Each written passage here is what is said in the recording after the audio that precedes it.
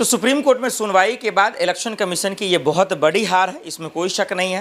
हालांकि अगली सुनवाई आगे होनी है, लेकिन अब जरा सा समझिए इसका बिहार वोटरों पे क्या फ़र्क पड़ेगा, बिहार इलेक्शन पे क्या फ़र्क पड़ेगा।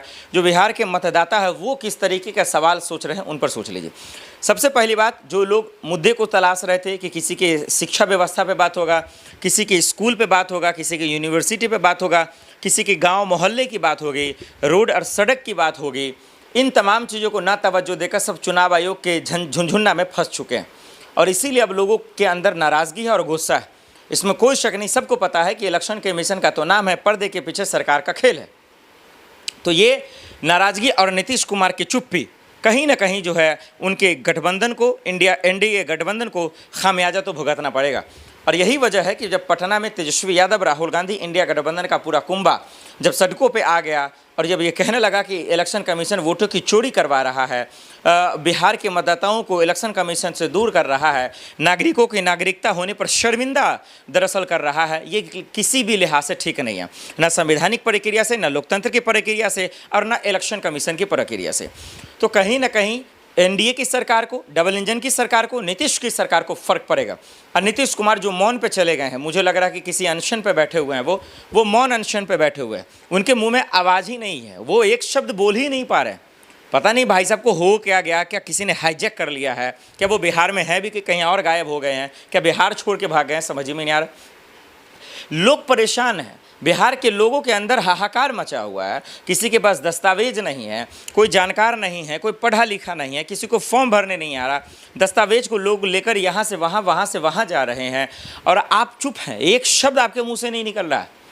लोग तरह तरह के सवाल उठा रहे हैं, लोगों के अंदर भ्रम है, भ्रम की स्थिति पैदा हो रही है कि इलेक्शन कमीशन क्या कर रहा है और क्या नीतीश कुमार महोदय जी चुप हैं।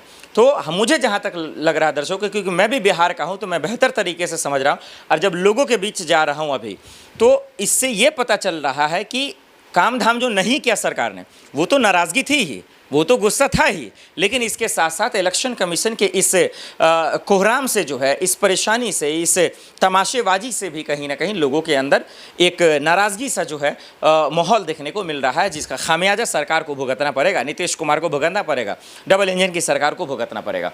और इसका फ़ायदा कहीं ना कहीं तेजस्वी यादव, राहुल गांधी, पप्पू यादव, कन्हैया कुमार और तमाम विपक्ष के उन नेताओं को मिलेगा जो इस मुहिम इसका विरोध कर रहे थे, इस मुहिम का विरोध कर रहे थे, इस आदेश का विरोध कर रहे थे।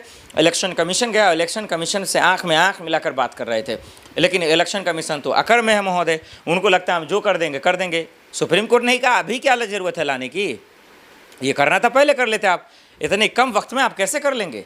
ये तो बिहार के मतदाताओं के साथ खिलवाड़ है, ये तो उनकी नागरिकता पे सवाल है। और आप पूछने वाले कौन होते हैं? यही बात पप्पू यादव ने कहा, यही बात तमाम लोग कह रहे हैं। आपकी हैसियत क्या है कि आप ये दरअसल पूछेंगे? बिहार में चुनाव है, पार्टियां तैयारियां कर रही हैं, बिहार के लोग सोच रहे हैं कि इस बार के मुद्दे क्या होंगे, टॉपिक्स क्या हैं, लोगों के मन में सवाल क्या चल रहा। सरकार को इतना दिन दिया गया, 10 साल, 20 साल, 15 साल दिया गया, मुख्यमंत्री रहे, बतौर मुख्यमंत्री क्या काम काज किया, क्या हुआ कि नहीं हुआ, लोगों से लोग बातचीत कर रहे हैं। और ये बेशर्म मीडिया, इनकी तो बातें ख़त्म कर दीजिए, इनके अंदर हिम्मत ही नहीं है, इन्होंने अपने ज़मीर से समझौता कर रखा है। ये सिर्फ गोदी मीडिया पत्रकारिता के नाम पर ये लोग जिंदा लाश हैं। इनके अंदर हिम्मत ही नहीं है कि पूर्णिया में 5 लोगों को जिंदा जला दिया गया डायन के शक में, लेकिन एक सवाल नहीं पूछ सकते कि कानून कहाँ था वहाँ का प्रशासन को क्यों नहीं जिंदा जला दिया गया, वहाँ क्यों नहीं है जो उनसे सवाल पूछा गया कि आपके इलाके में, आपके गाँव में किसी को 5 लोगों को जिंदा जला दिया जाएगा। कानून व्यवस्था ठप है, कोई सवाल पूछने वाला नहीं है। तो नीतीश कुमार से पूछना चाहिए कि वहाँ का थानेदार कहाँ था, दरोगा कहाँ था, उस इलाके का इंटेलिजेंस क्या कर रहा था कि इतने लोग इकट्ठा होकर उनको जला दिए, लेकिन उनको रोकने वाला कोई नहीं था। वहाँ का मुखिया कहाँ था, जिला परिषद का कहाँ था, डीएम कहाँ था। ये कितने शर्म की बात है। नीतीश कुमार सवाल का जवाब दीजिए, और ये इलेक्शन कमीशन के आड़ में बचकर आप बच नहीं सकते हैं। बिहार वाले आपको जवाब ज़रूर देंगे।